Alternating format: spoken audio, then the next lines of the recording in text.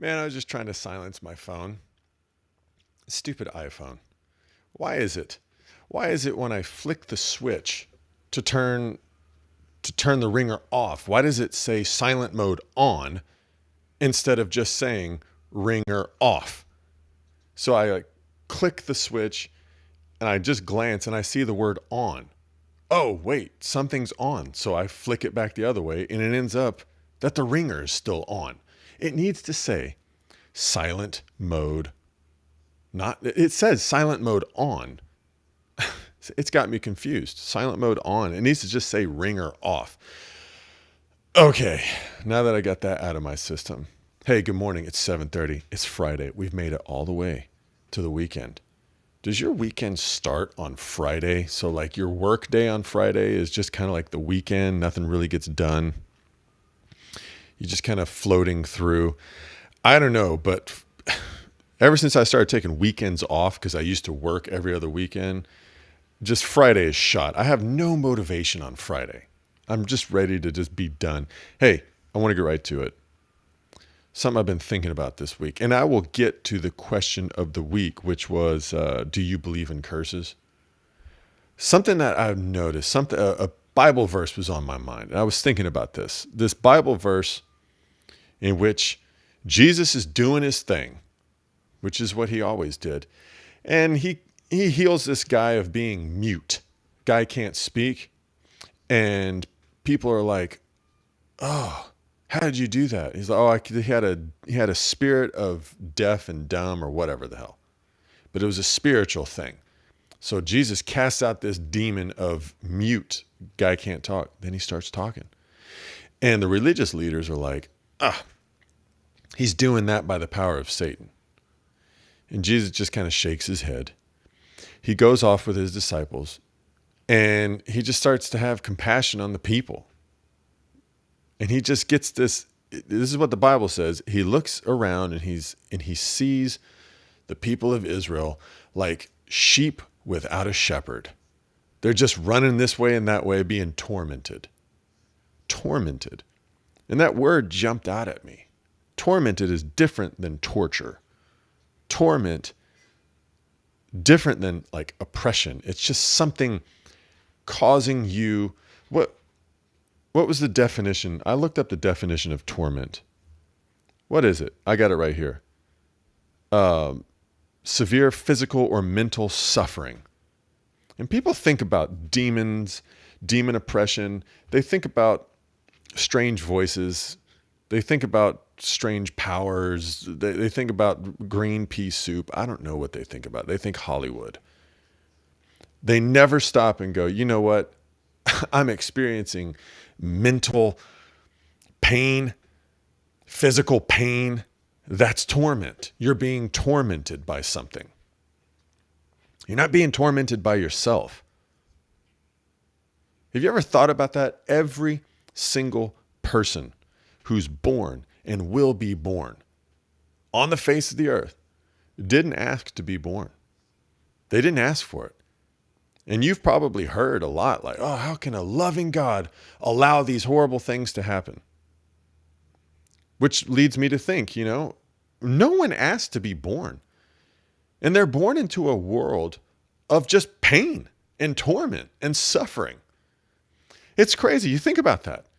No one asked for it, but yet every single person is born into a life where there is pain. And this is a true statement. There is pain in this life. Do you agree or disagree with me? Are you the kind of person who's never experienced pain? You just like skating through life and everything's fine. Every single person experiencing pain. I know what that noise is. It's my phone over here. Yeah, I kept hearing a noise. It's my damn phone. That I told you, the switch, it's very confusing. Everybody experiencing pain. And people running around looking for a way out of the pain. This is what Jesus was talking about. The people, they're like sheep without a shepherd. They're being tossed this way and that way. And he had compassion on them. I'm looking at my notes over here to try to keep me on track because I don't know if you notice this. I have a tendency to just go off and just start rambling. It makes no sense. But people are looking around. Yeah, every single evil thing that a person has done. Think about this. Every evil action that a human being has perpetrated onto another human being or onto the world around them, their environment, comes from their place of pain. It's an attempt to escape pain. I'm going to say that again for a nice little sound bite. Every single evil thing that a person perpetrates or has perpetrated comes from a place of pain. It is an attempt to escape the pain. And so when somebody's looking for an escape, it's normal to want to get away from pain. It's a bodily reaction. You know, something scares you, you want to run away from it. You feel heat on your hand, you pull your hand back. You don't even think about it. It just happens. And this is the place where it gets dangerous because to want to escape pain is perfectly natural. It's built into our DNA. And then opportunists show up. Our enemy is an opportunist, Satan. And the experts come along.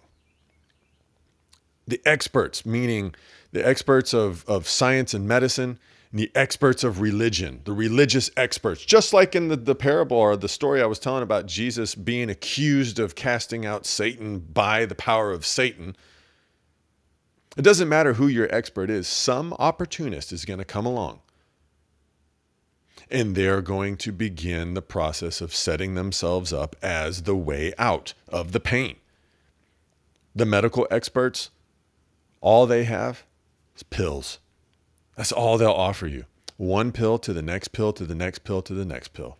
And the pill could be anything. The pill could be an actual pill, or it could be rehab therapy, going and doing exercises. Doesn't matter. Doesn't matter. I spoke with somebody who's in the profession. This person's talking about becoming disillusioned with the profession. Okay. Interesting. So I asked this person, have you ever thought about going into counseling? Like you become a counselor where you don't like prescribing pills. This was the person's disillusionment. I'm tired of the pills. You know, I'm given all these medicines. Have you ever thought about getting into therapy, the therapeutics, the therapeutic side of it, where you're the counselor, you're the therapist, you listen to people, get them talking, walk them through their problems. And this person's response, very honest. This is why I'm sharing it right now, because it was such an honest answer to my question. And they said, I don't think I'm a good enough pill. I said, what does that mean? What do you mean you don't think you're a good enough pill? Well, if I can prescribe a pill to somebody and they take the pill and there's no success, I can just blame it on the pill and switch to another pill. If I'm the therapist and they're coming to me because I'm talking them through things, what if I can't help them? I can't just switch me. I have to take all that responsibility on. That's freaking deep, man. I didn't think about that. That is so deep. And I'm not faulting this person for having those thoughts. I applaud them because it was such an open and honest confession of an anxiety or weakness or whatever. It's just so interesting. And then I look at the religious leaders.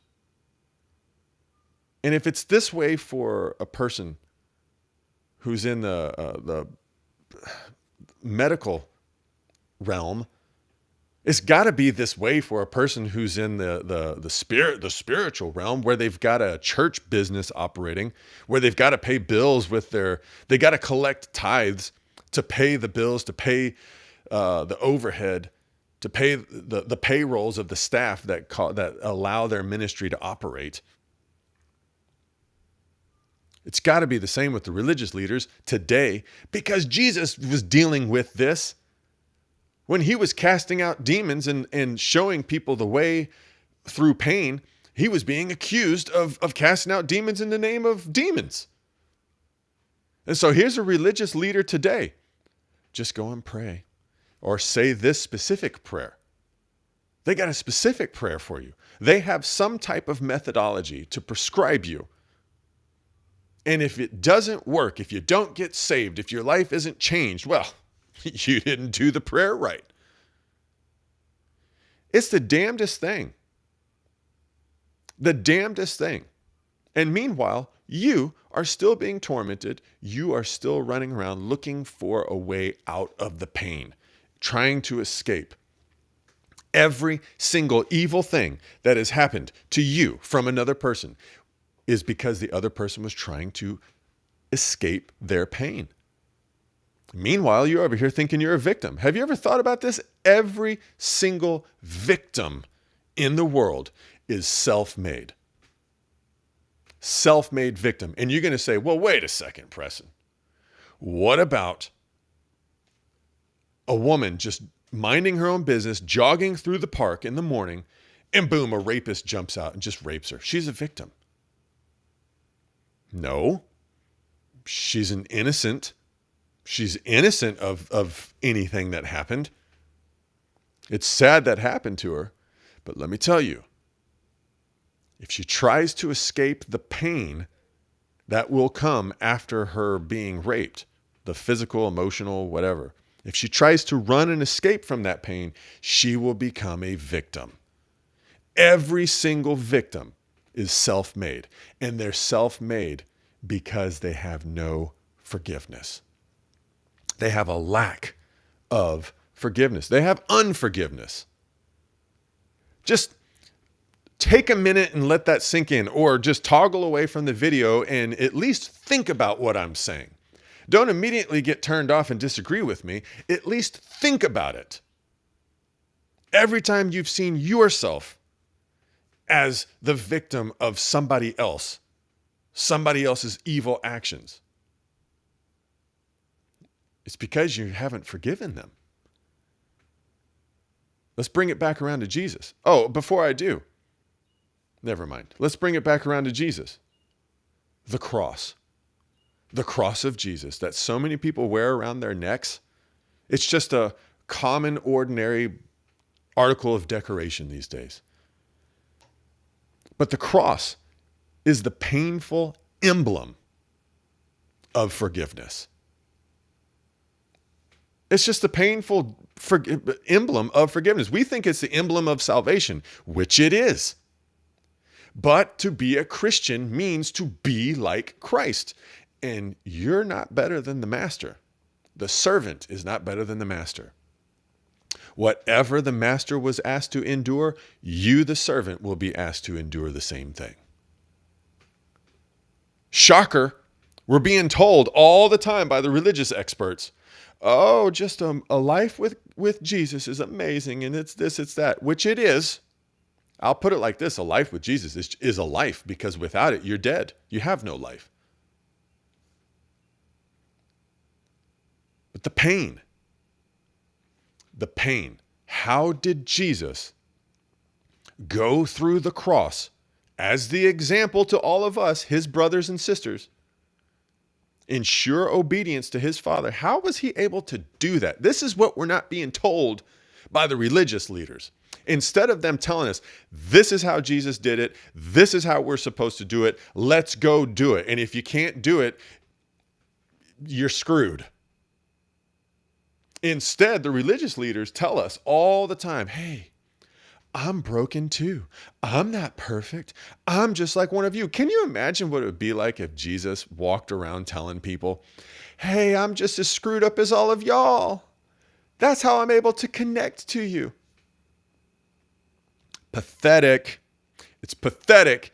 It doesn't work. Does it sound like I'm cynical? Does it sound like I got hurt in a church? I didn't. I didn't get hurt in a church. I'll tell you what happened. I started a church and I used, fancy word, I used all of the methods that I was taught in seminary, in being tutored by mentors, religious mentors. I did it. And I found out one thing: it doesn't work. Doing church the way we're all accustomed to church is really great for teaching people basics, for allowing people to get to know other people, other Christians. It works really great for that.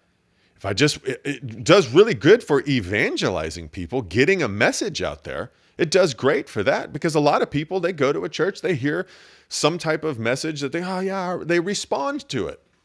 That's great. So church as we know it is nothing more than Johnny Appleseed going across the country, throwing apple seeds all over the place.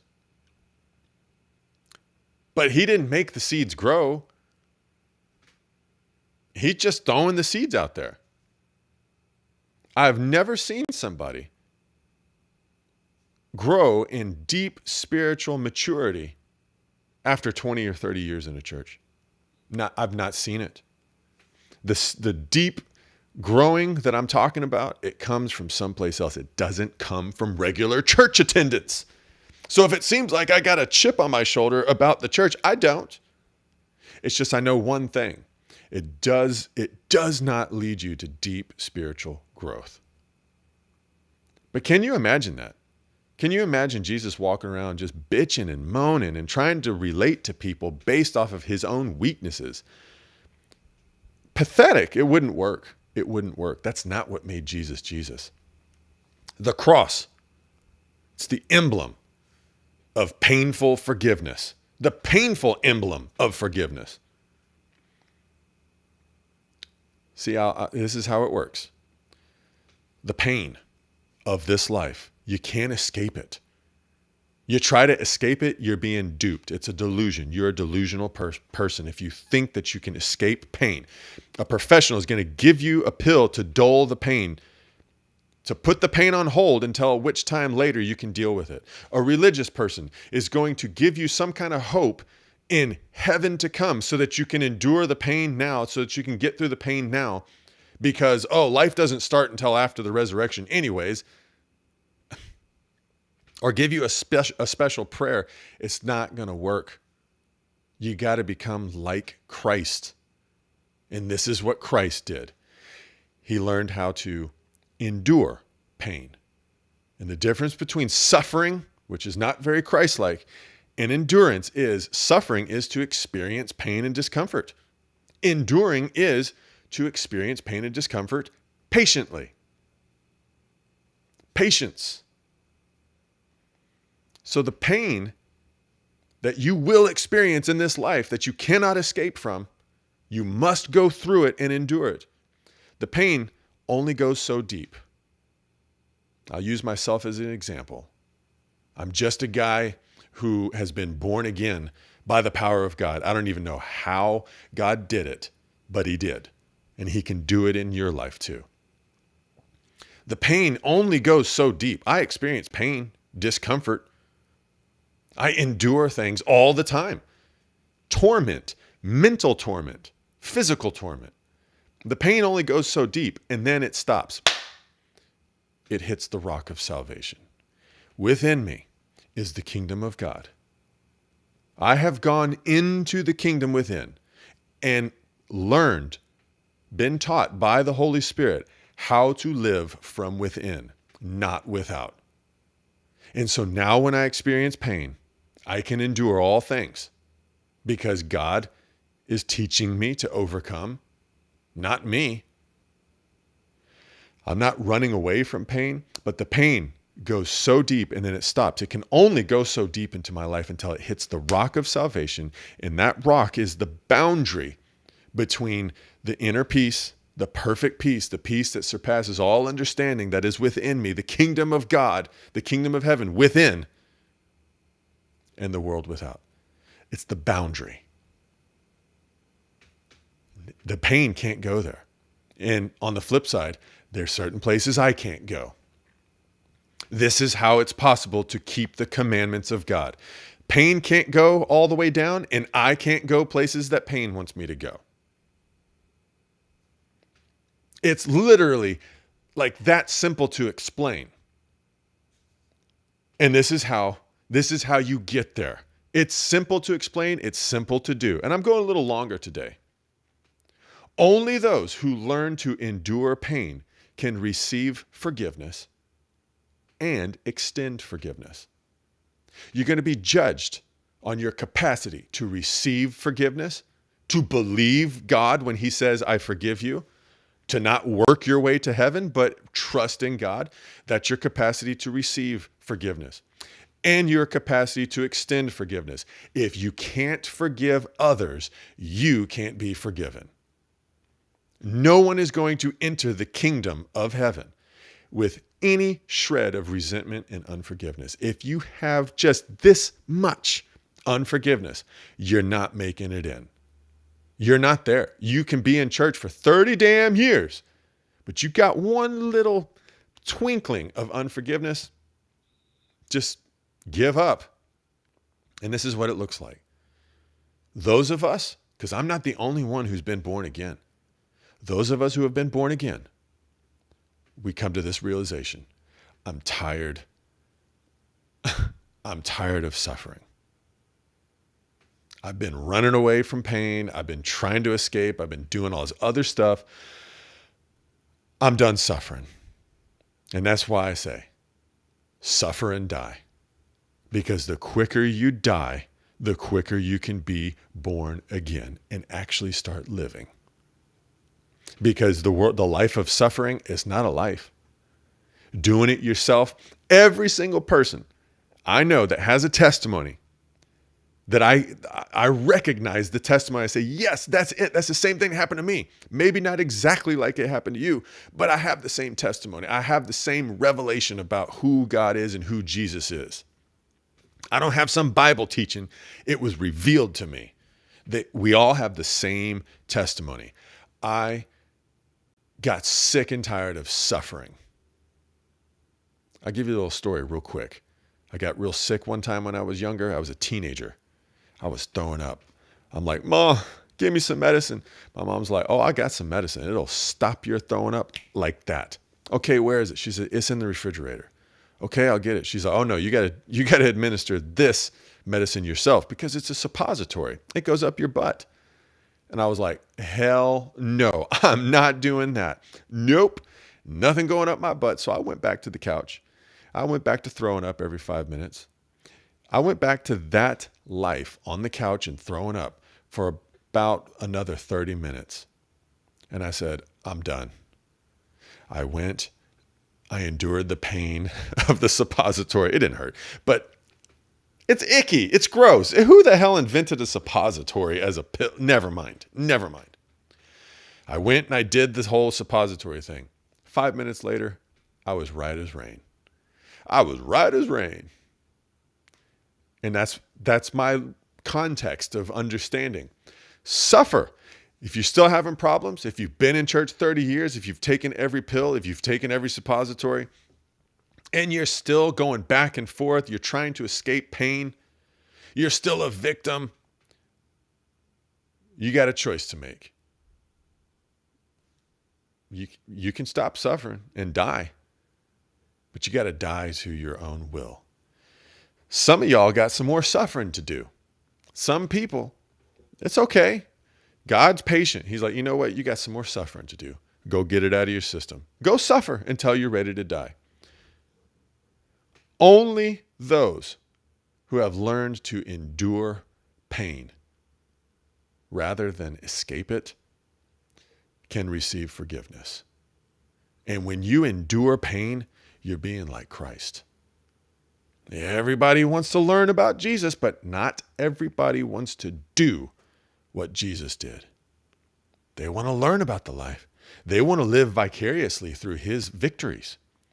And then when God says, hey, you can have your own victory, you ready? That's okay. You got some more suffering to do. But everybody is born into a life of pain and torment. And only those that recognize that, you begin to recognize it, you come out of it, then you're not judging anybody else. Somebody does something evil to you, you're not judging the person because you know the person is being tormented by pain. It's an evil spirit. They are a tool of Satan. They are a captive victim. Now I know. I just said that all victims are self-made. That's the tragedy. Don't you see? That's the tragedy of people suffering and burning in hell. That it's their own pride and stubbornness and unwillingness to receive forgiveness and extend forgiveness. That's going to send people to a lifetime, an eternity of torment. How miserable. They don't see that they could just say, you know what? I'm in pain. I'm in pain right now.